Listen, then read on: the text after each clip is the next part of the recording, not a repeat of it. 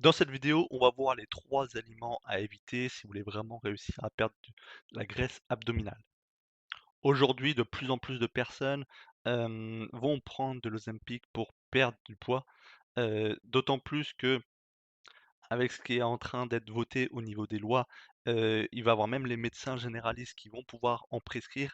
À la base, c'était un traitement qui était réservé aux diabétiques, mais de plus en plus, même en commençant par les États-Unis, c'est un médicament hem, qui va être juste prescrit, pour les personnes qui veulent perdre beaucoup de poids et donc petit à petit, ça arrive aussi en décalé en France.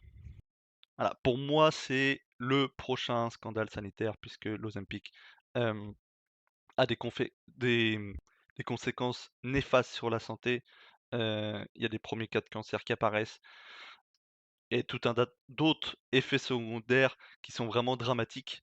Il faut savoir que, quand vous perdez du poids avec l'Ozempic, sur 10 kilos que vous allez perdre, il va en avoir 4, ça va être du muscle, de la masse maigre, donc du muscle. C'est aussi le muscle cardiaque, c'est aussi tout un tas de choses, hem, qui vont être perdues et c'est un traitement, même si on vous dit que c'est pour 6 mois, 2 ans, 1 an, peu importe en fait, c'est un traitement qui est quand même à vie et par exemple, si vous l'arrêtez au bout d'1 an parce que vous avez perdu 30-40 kilos, si vous l'arrêtez, vous allez tout reprendre, et malheureusement, vous n'allez pas récupérer votre masse musculaire, vous allez juste reprendre, des matières grasses. Donc pour moi, il y a vraiment une seule solution si on veut réussir à perdre du poids sur le long terme, c'est pas la chirurgie, c'est pas, des traitements miraculeux, ou des bonbons qu'on vous vend, au Morosil, c'est vraiment, une réforme d'hygiène de vie. En passant par l'alimentation, en passant par le sommeil, en passant par le stress, heu, qui va permettre vraiment d'obtenir des résultats naturellement, sans effets secondaires et pour être vraiment en pleine forme, en pleine santé. Donc on va voir les 3 aliments qu'il faut éviter du coup pour perdre de la graisse abdominale vraiment, le plus efficacement possible. Donc la première famille d'aliments, ça va être les produits laitiers allégés. Produits laitiers allégés, que ça soit la crème, le lait, et entre parenthèses les yaourts, on va voir un exemple après. Faut savoir que quand un produit est allégé, donc est allégé en matière grasse, il est forcément plus riche en autre chose. Donc on pense souvent que ce qui compte pour perdre du poids, c'est les calories, c'est, pas manger trop gras, donc ils ont fait des produits allégés. En réalité, voilà, si vous me suivez un petit peu, j'ai déjà fait des vidéos sur les chaînes que, il faut pas compter les calories. Je vous remettrai le lien du coup dans la description de la vidéo. Mais c'est pas les calories qui comptent, c'est autre chose, c'est les hormones, c'est la résistance à l'insuline, c'est, un métabolisme qui est trop ralenti à force d'années de régime. C'est voilà, des causes qui sont bien claires, bien identifiées. Donc quand on comprend ça, déjà, on se rend compte que, alléger, réduire les matières grasses dans les produits laitiers, c'est une erreur. Et du coup, c'est une erreur parce que, s'ils réduisent la matière grasse, ils vont rajouter d'autres choses et en particulier du sucre. Du sucre, des édulcorants, tout un tas de choses, d'additifs, qui vont avoir un impact très négatif, sur votre poids et en plus ça vous rend addict. On va le voir du coup juste avec l'exemple là, c'est une liste d'ingrédients d'un yaourt, classique, d'une marque que je citerai pas, yaourt 0. Donc là, on va pas s'occuper des fruits pour voir si c'est bon ou pas bon, hem c'est pas le sujet, ce que je voulais vraiment montrer, c'est l'amidon transformé de maïs. Donc c'est ce genre de choses qui vont rajouter, dans les produits allégés et qui ont un impact, terrible sur votre glycémie, sur votre insuline, sur votre résistance à l'insuline, et cetera. On entend souvent que le sucre, c'est pas bon pour la perte de poids. C'est logique, tout le monde dit: «Voilà, si je veux maigrir, il faut que j'évite le sucre». Ça, on est d'accord, très bien.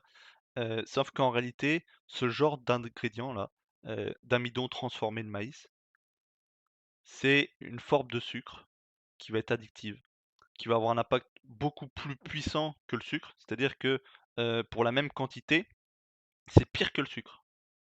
C'est-à-dire que, on va beaucoup plus vite stocker, beaucoup plus vite prendre de poids en mangeant ce genre, d'aliment, parce que j'appelle pas ça un aliment, j'appelle ça un produit transformé. Donc en consommant ce genre de choses, votre glycémie va exploser, votre taux d'insuline va exploser aussi. Et donc voilà.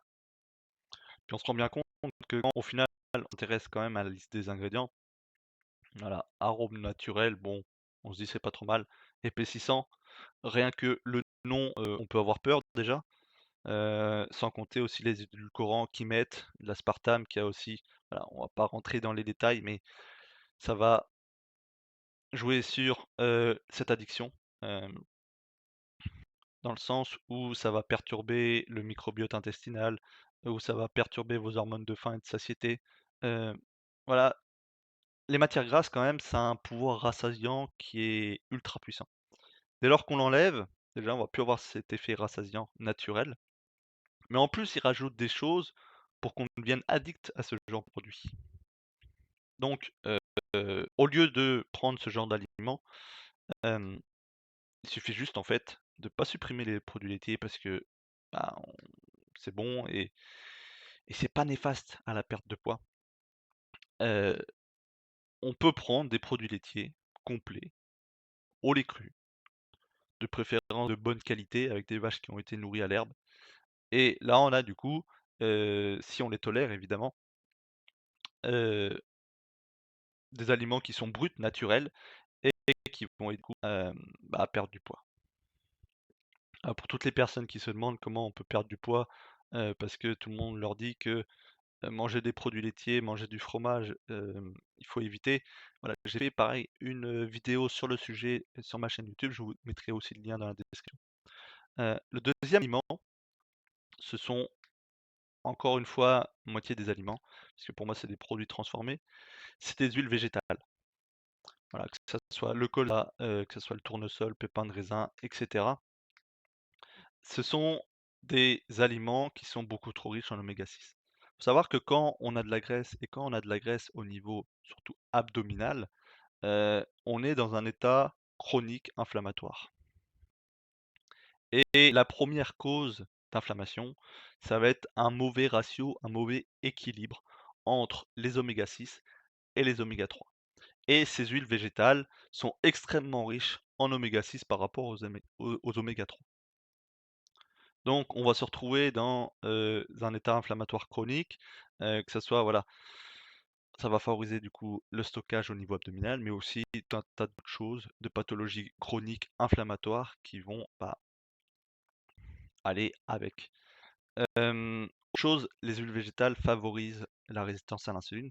Pour ceux qui ne savent pas, la résistance à l'insuline, c'est une situation où les cellules en fait ne répondent plus efficacement à l'insuline. C'est-à-dire que l'insuline, elle, son but, c'est de prendre le sucre qui arrive via l'alimentation, qui arrive dans la circulation sanguine, et de le faire rentrer dans les cellules pour produire de l'énergie. Le problème, c'est que pour différentes raisons, les cellules deviennent résistantes à l'insuline. C'est-à-dire que elles sont plus capables d'absorber ce sucre euh, au niveau de la paroi, au niveau de la membrane cellulaire.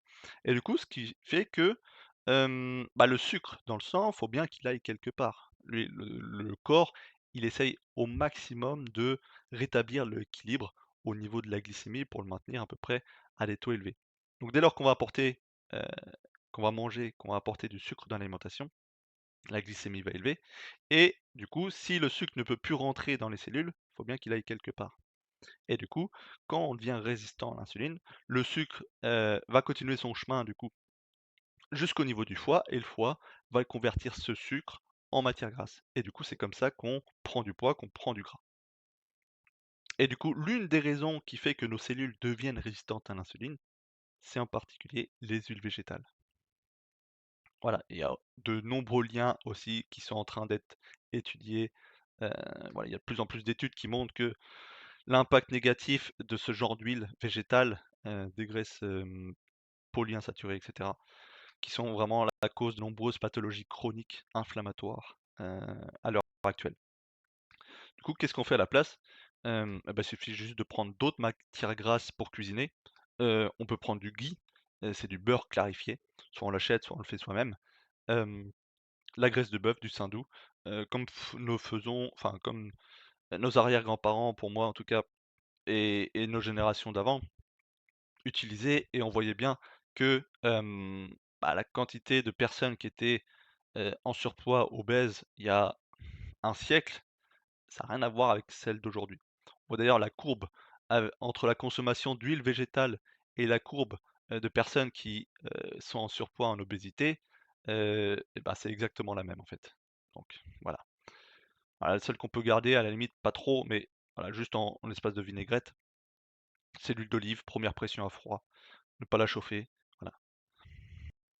Et enfin, la troisième famille d'aliments, ça va être tous les aliments qui sont riches en glucides. Comme je l'ai expliqué, bah, que ce soit les sucres rapides, mais aussi les sucres lents, donc les féculents.